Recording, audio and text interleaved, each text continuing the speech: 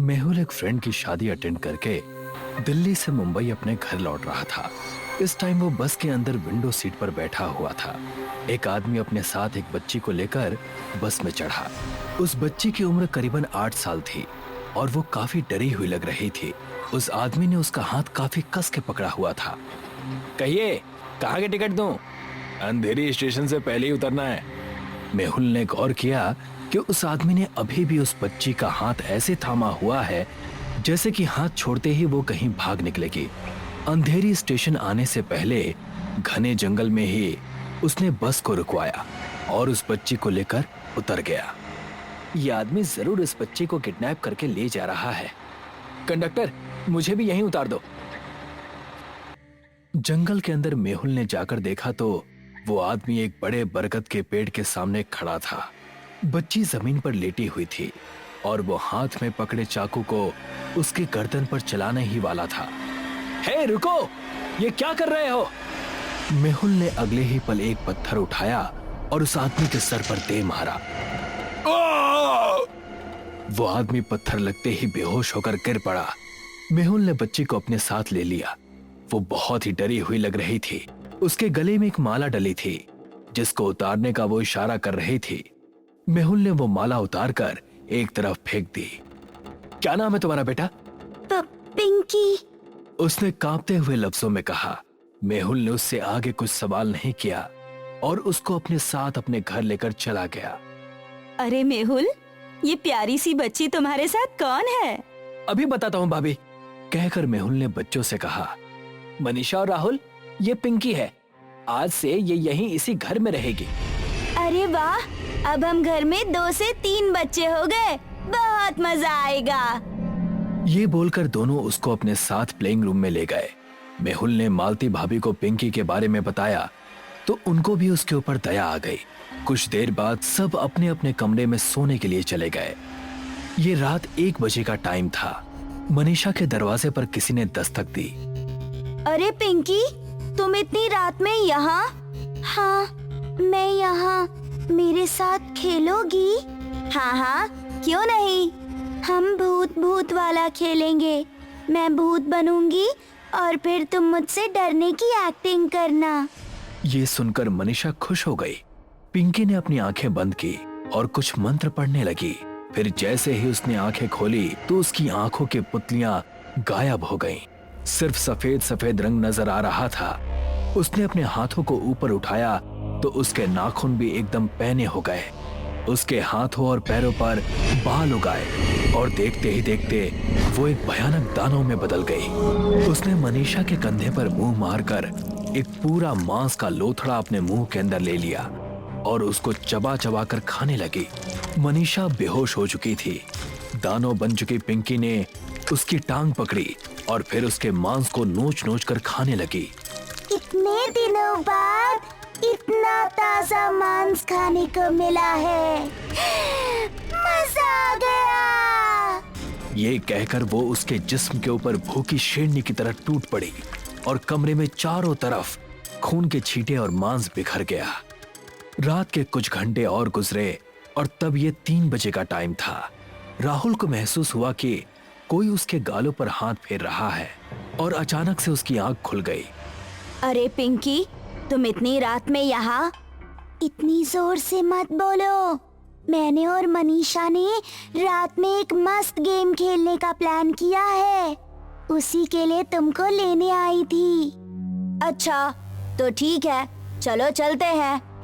अरे दरवाजे की तरफ कहाँ जा रहे हो?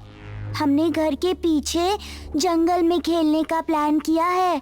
मनीषा भी वहीं है। अब तुम मेरे साथ चलो। अच्छा ठीक है। पिंकी राहुल को खिड़की के रास्ते घर के पीछे वाले हिस्से में ले गई। पीछे घना जंगल था।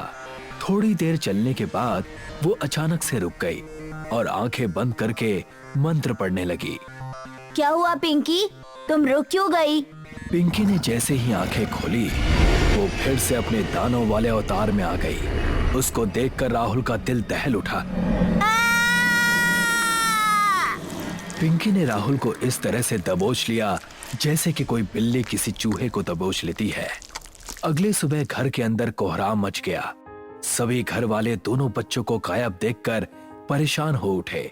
जब मनीषा के कमरे में उनको खून और मांस के लोथड़े पड़े मिले तो उनका दिल दहल उठा। बेटा मेहुल, जल्दी से ओझा बाबा को बुला कर लाओ। घर पर कोई बहुत बड़ा संकट मंडरा रहा है।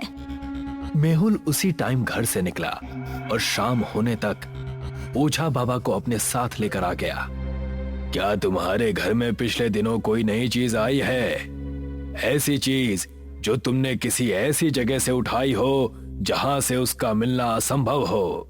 एक बच्ची है जिसे कल ही मेहुल घर लेकर आया था। कौन बच्ची और कहां से मिली वो तुमको?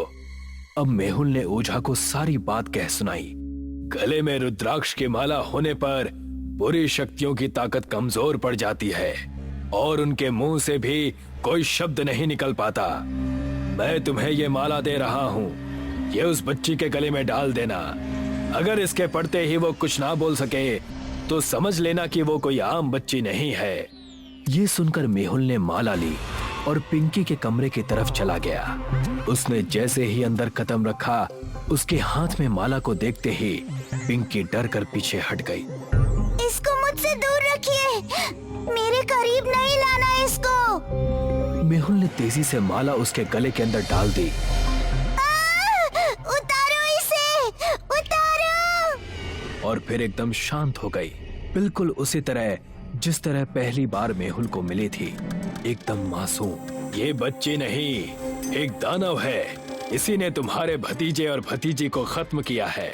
तुम इसका हाथ कसकर थाम लो और इसको लेकर उसी बरगद के पेड़ के पास पहुंचो जहां तुमने इसकी जान बचाई थी।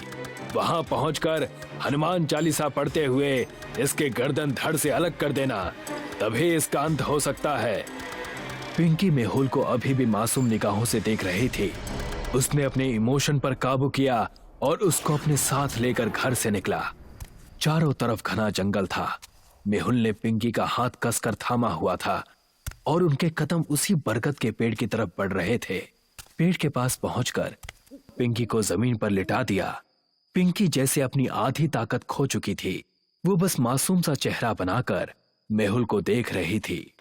मेहुल ने हनुमान चालीसा पढ़ना शुरू किया और अपनी भावनाओं पर काबू करते हुए धीरे धीरे चाकू उसकी गर्दन की तरफ बढ़ाने लगा। अभी चाकू ने उसके गले में डली माला को छुआ ही था कि अचानक, ए रुक, क्या कर रहा है? तभी एक आदमी वहां पहुंचा। उसने मेहुल को एक पत्थर उठाकर मारा और मेहुल वहीं जमीन पर गिर पड़ा।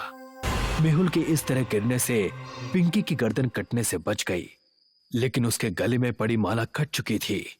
एक बच्ची को मारकर आखिर तुझे क्या मिलने वाला है? अभी वो मेहुल को मारने उसके तरफ लपका ही था कि पिंकी खड़ी होकर मंत्र पढ़ने लगी।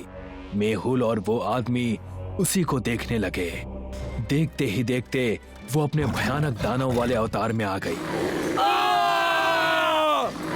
दानव बन चुकी पिंकी ने दोनों पर एक साथ झपटा मारा, फिर दोनों की लाश के पास बैठकर उनका मांस चबा चबा कर खाने लगी। वाह, इतना ताजा गरम मांस खाकर मजा ही आ गया।